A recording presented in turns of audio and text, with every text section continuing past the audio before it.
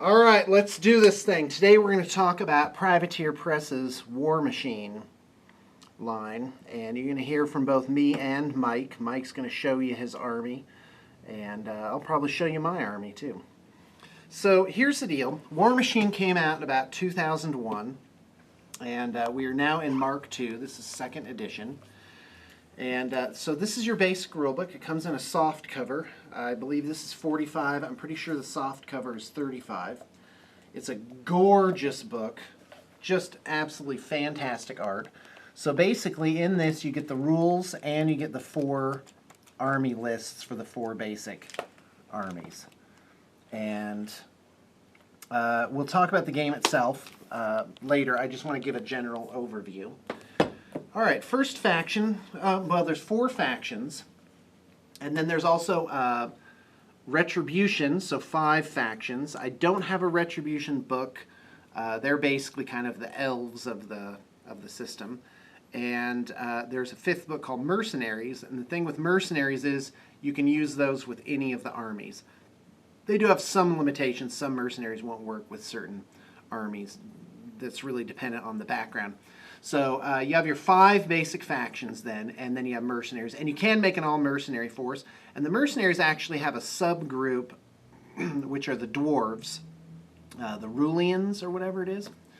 So so let's talk about the factions real quick. You have Menoth. And by the way, I'm pronouncing these not in the official way that they say they're supposed to be pronounced. So you have Menoth. Is it Menoth? I say Menoth. Yeah, so potato, potato. And these guys are kind of like the desert-dwelling religious fanatic inquisitor types. And so there's them.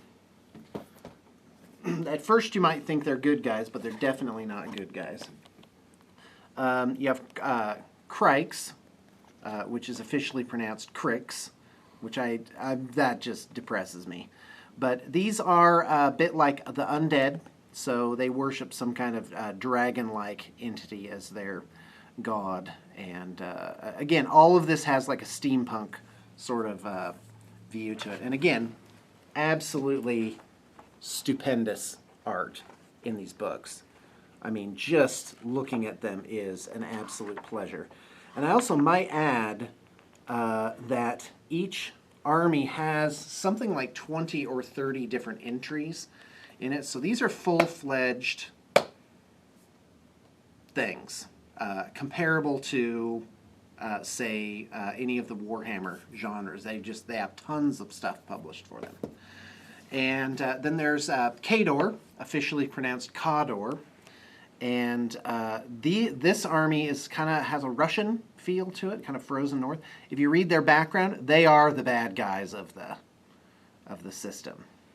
And these guys have so I mean everything has like a plus and minus. I guess like Crikes are very fast, and Khador is very heavily armored, for example. So Crikes is definitely the maneuverability army. But they can all be played in so many different styles. That's what I like about War Machine, is that they have, like, you're not really pigeonholed into one thing. You really could make 5 different competitive armies out of each thing, if not more. So then you have Signar. I think the official pronunciation is Signar, basically making me off on every single one. These guys really are the good guys. And they have kind of a colonial American feel to them with the tricorn hats. And they're definitely sort of weird science type of theme with electricity and lightning bolts and mechanics and stuff like that. So definitely kind of a Civil War feel to them, with gray and blue and gold and metal. And but these are definitely, if any army could be called good, these are the good guys. Oh, isn't that a great, look at that. Isn't that fantastic? That's just absolutely super. All right, War Machine also, and in case I didn't mention it, they're put out by a company called Privateer Press, and they have other games and things going on. There's even a role-playing game for this based on the D20 system, D&D 3.5 compatible. They put out a magazine called No Quarter, very handsome. Let's talk about Hordes. So Hordes came out like 5 years after War Machine, and apparently they had been percolating the idea for a while. And the two systems were kind of compatible. With Mark II, they made them entirely compatible. So oftentimes the game is called Warmahordes, and they are actually in the same game world. So it all has meshed together into really this wonderful thing. Apparently they balanced the two, so one isn't more powerful than the other ones. Hordes has a slightly different mechanic, a different feel to it. The War Machine is very calculating, and you have to sort of methodically go in for the win. Hordes is like you've got to rip out your opponent's throat at just the right moment, which is usually earlier rather than later. So very vicious. They definitely have a feel to both games. And when you play one against the other, it is a tough matchup. So Hordes has its own rulebook, again, with the exact same format that it... look at that art. That could have been on the cover. Oh, but no, they just randomly put it on, a page. So, in fact, let's... Like that, look at that. Give it up. Absolutely, it just makes me want to cry, really. The whole concept behind it. And I'm not even touching on the game system. Now, the game system is one of the best that I've ever seen. So fun to play, so complicated, very, not complicated like a lot of rules to memorize, but in terms of what you can do. Like, nothing's ever out of the game. You can, like the War Jacks in this one and the War Beasts in this one, all have like 8 different maneuvers they can do. They don't just, oh, I'm going to attack. Okay, this is what happened with the attack. It's like, do I want to do a double-handed slam, a headlock, an arm lock, throw somebody, charge? What are the other things? There's a lot. It's almost like wrestling, really. And in this one you get all the army books, and again, the War Machine has mercenaries that work with all the different armies, or most of them. Hordes has minions, and those are not interchangeable. So like a War Machine, if you play Cygnar, you can't have minions from the Hordes book. You can only have mercenaries. That's how that works. And again, there are subgroups inside of the minions. Like they have what are called the Pharaoh, which are these boar-headed guys, like wild boars, anthropomorphic wild boars. I said that like 3 times. And they also have alligators, like Louisiana alligator army that you can do. And I think later they'll develop those into full books. It's really pretty exciting. So Hordes, lavish, just absolutely captures the imagination. My problem is not enough time. That is going to be solved, though, with the advent of Mike D. So let's keep our fingers crossed for him that it all works out, which is that we'll be actually playing as part of our job and doing a lot more battle reports.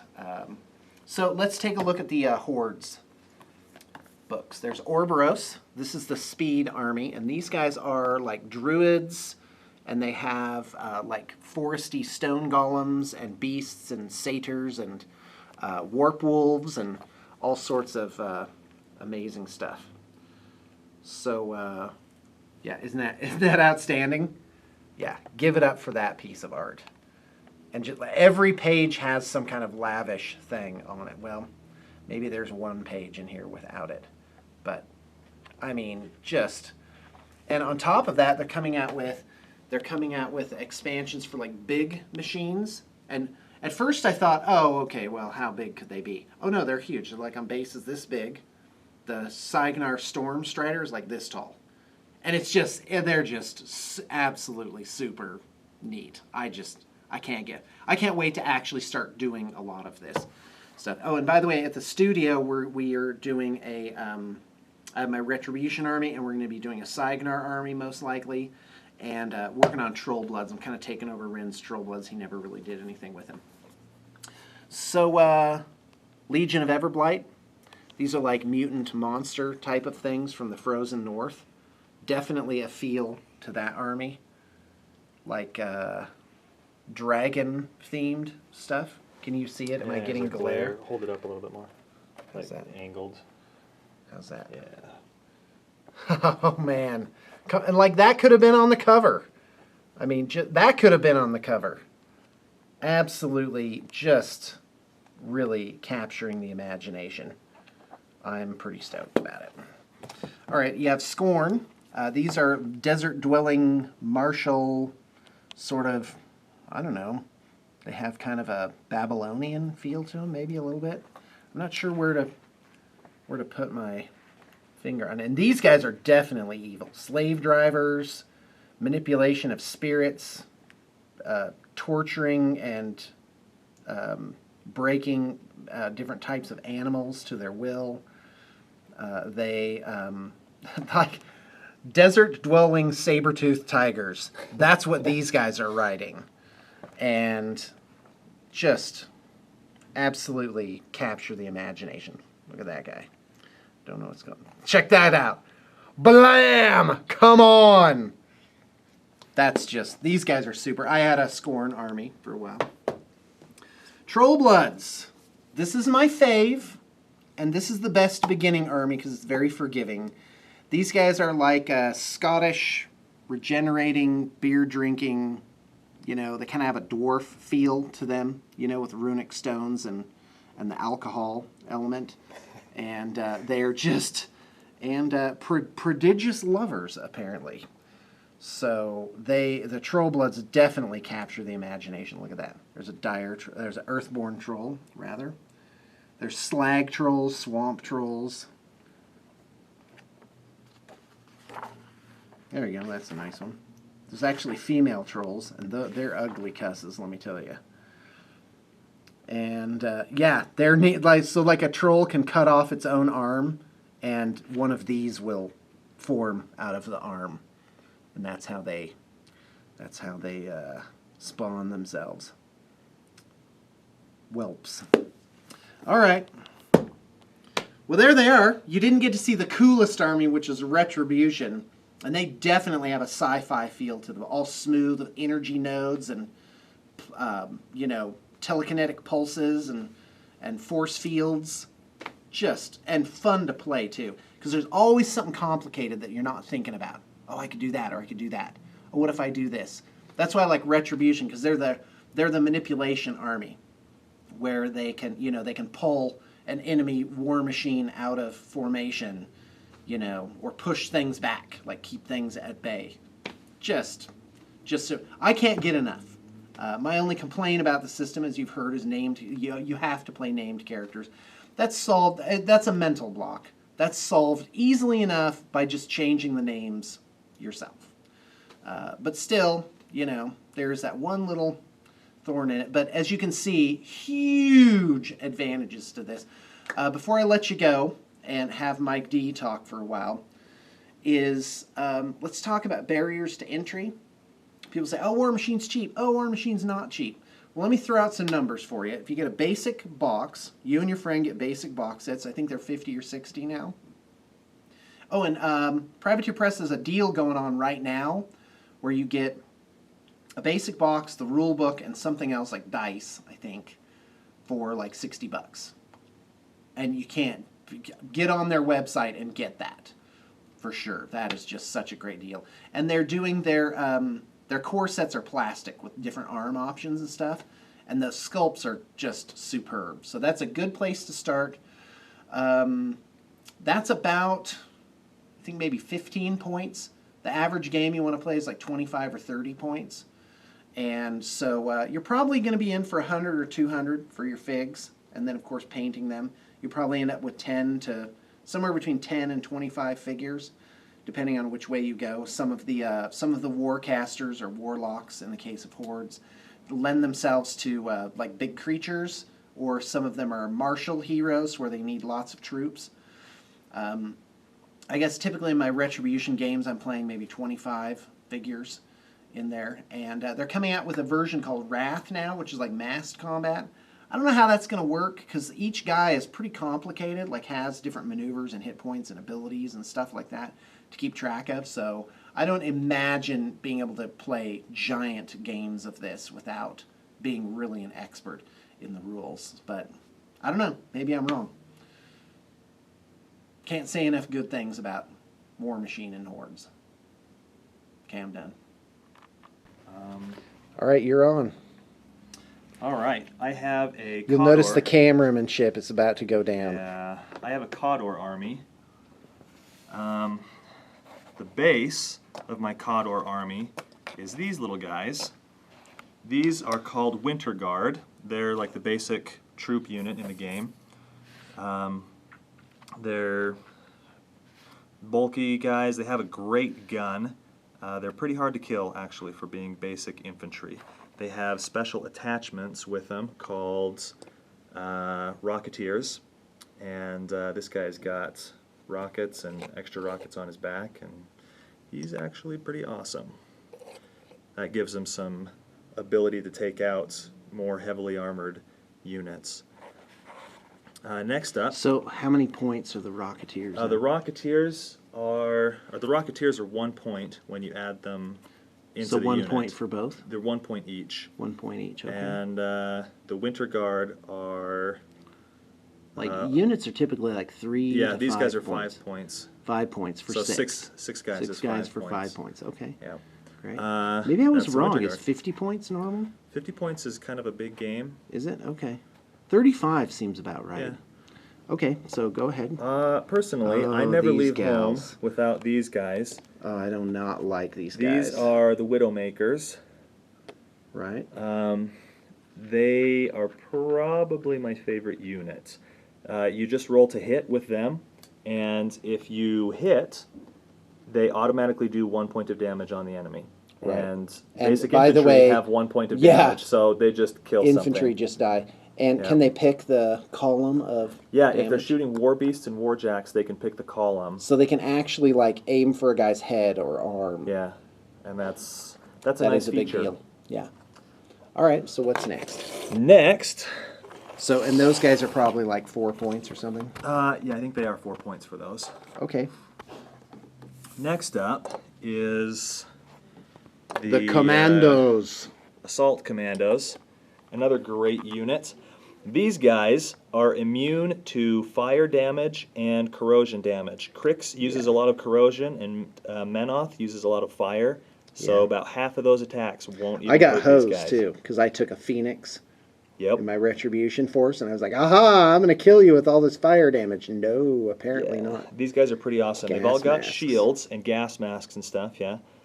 They have 2 close combat attacks they can make, which is kind of a rare thing in War Machine.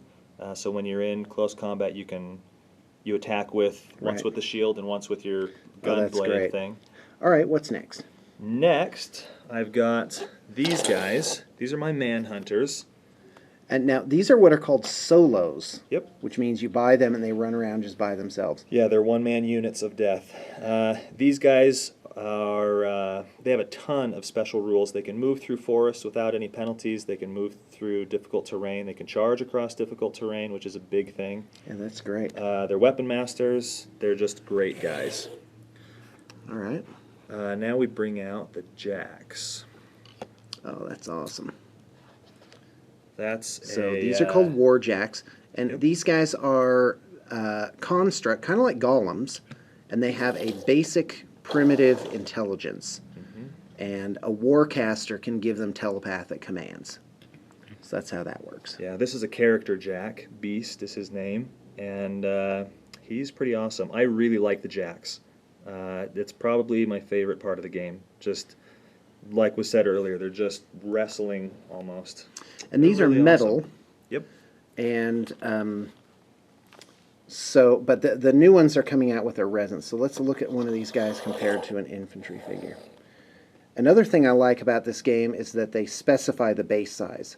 They're small, medium, and large Yeah. bases, which is 30, 40, and 50 millimeters. So it's never up in the air. They also have in the rules height. Like if you're drawing line of sight, It's drawn from a specific height above the base. So basically, it doesn't matter how your guys are modeled. Yeah. You draw a line of sight from a particular point, no matter what it is. A lot of people don't like that about the game, or they make fun of it or something, but I really like it. But it's standardized, which Yeah. I like a lot. All right, what's next? Next, I've got a few more So, solos. and hold on. Warjacks are typically, they come in two types. There's heavy and light. These are all heavies that you're looking at.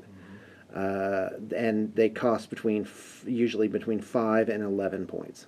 Yep. Okay, here's two more Two more solos. solos. This is, he's like a Winter Guard captain guy, Right. and she is an elf Assassin. She's from Retribution. Yep.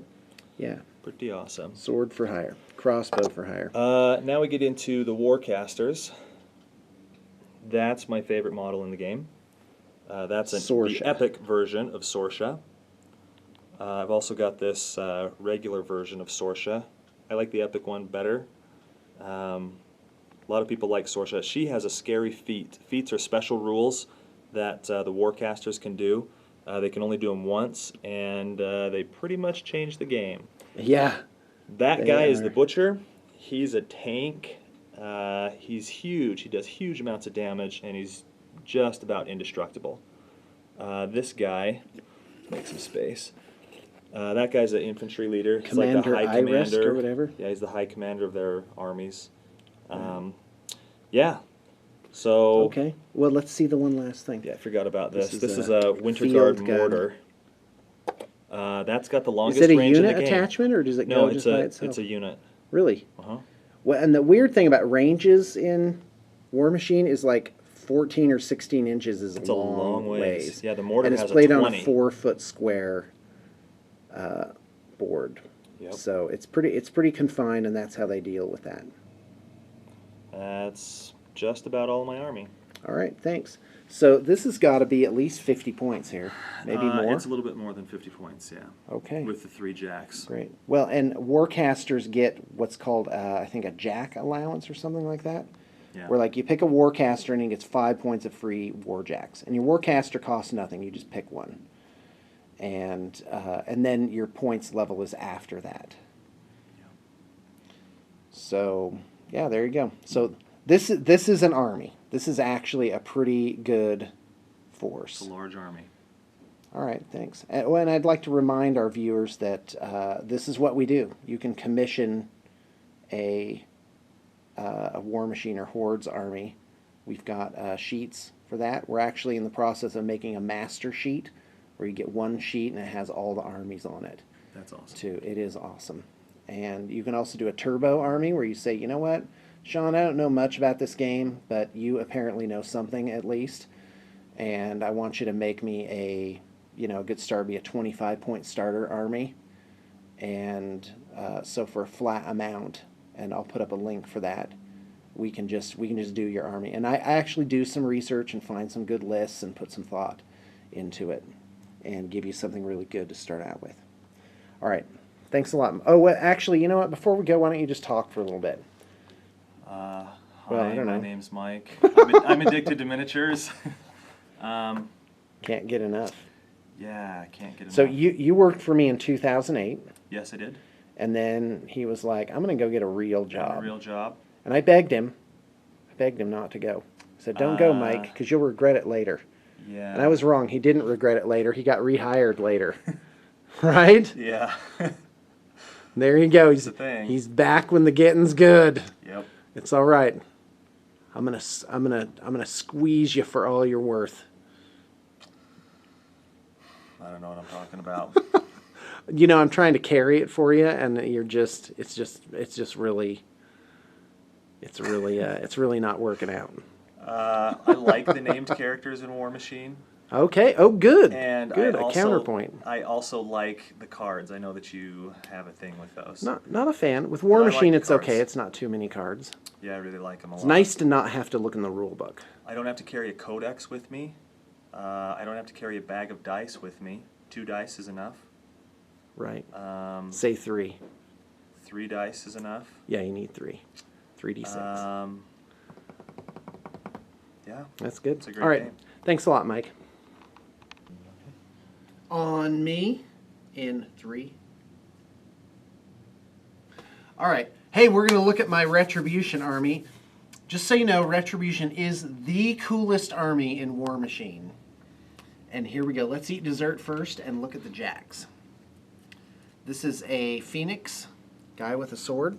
This is a plastic kit. We magnetized the options, so the sword is magnetized. I think this arm's magnetized too, because one of them has like different types of arms and stuff. I don't even remember all the names of the guys. Here's another magnetized heavy jack. He's missing an arm. The arm's in here somewhere. I think this is it. Yep, that's a lefty, all right. So that goes on there somehow. There we go. Blink. And just, oh yeah, I can't get enough of these guys. Here's a light warjack. Like I said, I really don't remember all the names at this point, like Griffin, Chimera, stuff like that. So there's that. The warjacks for these guys are called Myrmidons, which is kind of a, just a semantic thing. And oh, here's my warcaster. This is Adeptus Ron, who bears a slight resemblance to Ron Paul. So that's why he's my favorite. And yeah, just an absolute fantastic sculpt. They have like these power gloves that do telekinetic manipulation. And so that's what makes these guys so cool. Here's a few more light jacks. Did I say a few? I think I only have 3. Oh, but I did find more arms for the heavy jacks. So here's like these fist arms. These are really super. Isn't that neat? So again, all magnetized on. Really neat shapes with this army. You know what? Can we pause this for just a second? Are we on again? Okay, great. So I went and got the cards. Chimera, I haven't played for like 6 months. So Chimera, this is Adeptus Ron, that's what he's called. Cards for these guys. There's a Phoenix, that's the name of one. And Stormfall Archers. These guys are really super. You'll notice all the damage boxes on that jack have been marked. Yeah, I got worked over by by Mike's. So these guys, these are archers with like exploding arrow tips, and they have different types of arrows. These guys are cool. That they can, yeah, and so the Stormfall Archers, a unit of 4 of them, is 5 points, and that makes them, for infantry, that makes them very expensive. Usually they cost less than a point each. Oh, and here's the other ones. So there's 2 more. That's the 4 of them. Each one a unique sculpt, so that's a nice feature. Let's see, what else do we got? Dawn Guard Invictors. These are riflemen for the Retribution. Guy, can I even find this? Is all kind of mixed up in here. Here's a swordsman. And can we just get a shot of the whole bin, just real quick? Yep. Yep. So that's what that looks like. All right, back down to the thing. So there's another rifleman. Here's a couple of swordsmen. So these swordsmen are heavily armored, and they hit so hard. So Dawn Guard Sentinels is what the swordsmen are called. Let's see here. You've got House Shail Battle Mages, and these guys have like these power gloves, and they are a pushing and pulling and manipulation force. And I just absolutely, I love the figs, like their poses, their gloves with the glowy things on it. Oh, here's a Iris. That's a named character, a solo. And what else? Let's see. Here's a standard bearer. So you can get what are called unit attachments. They're upgrades, and they give the guys like powers and stuff like that. Oh, here's another battle mage. Here's a ghost sniper. Those guys are a lot like the Widowmakers, except of course better, because everything about Retribution is better. Dahlia Haylier is a flutist, and she has this. Let's see if I can even find her. Where are you? Nope. This is another warcaster that I picked up. Oh, here's the flutist gal. Dahlia is her name. And she has this pet snake. which is really, really super. I've never used her in a battle. I kind of got her at the very end when I just didn't have time. Oh, this other Warcaster here, her name is Kaelissa Knight's Whisper, and she's really kind of the stealthy martial one. When I say martial, there's always a Warcaster that works better with the basic troops. So Hydra, this is the other names for these things. There's Hydras, and Manticores, and Gorgons. So all mythological creatures. Arcanist, Phoenix, Invictor, yep, that's it. So yeah, probably, oh, I gotta guess at least 60 models in this force. Somewhere between 60 and 70 probably. And you're looking at probably about 80 points. So this is like more than you would ever field. Like, I can kind of pick and choose what I want to bring to a battle with a force that just fits in this one bin. So, that is the thing about War Machine that makes it, quote, cheap. It can't, I mean, you can build that. If you got every single model, it would be as big as a Warhammer army. Like, you would have, 150 guys, maybe as many as 200. Especially for the War Machine forces that have been built out over years. But really, to reasonably play and have options, it isn't that many. You're talking maybe 40 or 50 figures. The thing I like most about that is it allows me to spend a couple $100 and get a really decent army, and then in a few months spend another couple $100, and I can collect multiple armies without going broke. Right. It's not a an amazing undertaking to get an army. Although I have to say, I do like that about Warhammer, because an army is such an undertaking. But then again, look at the career path I've chosen. Then now I'm pretty jaded. I'm like, oh, okay, well, we made a 5,000 point army, so. I guess we'll be doing that again in 2 days. And but you know what? It never gets old. I just have an unlimited sense of wonder. People say, "Do you ever get sick of it? Does it ever just become a job?" No, it does not. It's never just a job. I can't wait for Monday. I usually stay up till midnight. Not usually. I sometimes stay up till midnight just so I can get a good start. Literally at 10 minutes into Monday. I sleep, of course. But usually Monday, that's the day I'm in the best mood. I'm up the earliest. I'm ready to go because I can't get enough miniatures. And now I'm hoping to actually get in more games and do the bat reps and stuff. I'm really super excited. So here's the last blurb. Have us make your War Machine army. We're ready to go. Got good prices on turbo armies. Or I can help you set up, maybe give you some advice on how to do it. Again, I'm not really an expert at this game, but I do know enough to make a decent army. And it's a very exciting genre, very exciting figs, great concept, and good support, and it's put out by a really awesome company, super friendly. These guys definitely have the pulsing heart of war gamers.